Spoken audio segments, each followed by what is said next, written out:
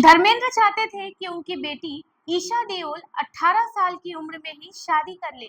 नमस्कार, मेरा नाम कृति मिश्रा है और आप देख रहे हैं जनदर्पण न्यूज का फिल्मी कार्यक्रम माया नगरी।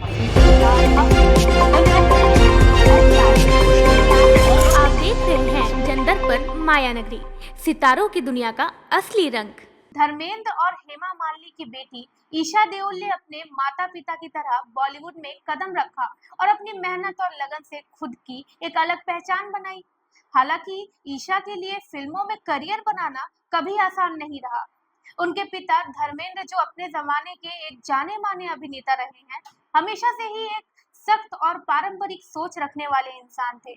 उन्होंने अपने बेटी के भविष्य को लेकर कुछ अलग ही सपने देखे थे। धर्मेंद्र चाहते थे कि ईशा 18 साल की होते ही शादी कर ले और अपने जीवन में स्थायित्व पाए।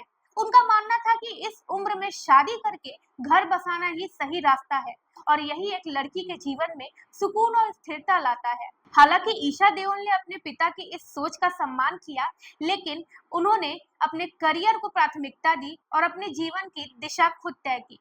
ईशा ने फिल्मों में अपने अभिनय के माध्यम से अपने पिता के विचारों को चुनौती दी और साबित किया कि एक महिला का जीवन सिर्फ शादी तक सीमित नहीं होता, बल्कि वो अपनी कड़ी मेहनत और काबिलियत से समाज में एक अलग मुकाम हासिल कर सकती है। स्टार किड्स के लिए फिल्मों में आना अक्सर आसान माना जाता है, लेकिन ईशा देओल के मामले में ऐसा नहीं था।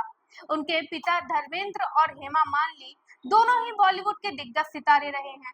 इसके बावजूद जब ईशा ने अभिनय में करियर बनाने की इच्छा जाहिर की, तो धर्मेंद्र इससे खुश नहीं थे। धर्मेंद्र ने 2 शादियां की थी। पहली पत्नी प्रकाश कौर से उनके 2 बेटे सनी और बॉबी देओल। इसके अलावा 2 बेटियां अजिता और विजिता हैं। दूसरी शादी हेमा मालिनी से की, जिससे उन्हें ईशा और अहाना नाम की 2 बेटियां हुई। जहां अजिता और विजिता हमेशा लाइमलाइट से दूर रही, वहीं ईशा अपनी मां की तरह अभिनय में नाम कमाना चाहती थी। मगर धर्मेंद्र का विचार इससे बिल्कुल अलग था। वो चाहते थे कि ईशा 18 साल की उम्र में ही शादी कर ले और घर बसा ले। खुद ईशा ने इसके बारे में खुलासा किया। हमारे द्वारा दी गई इंफॉर्मेशन आपको कैसी लगी, कमेंट करके जरूर बताएं और देखते रहें जनदर्पण न्यूज। धन्यवाद।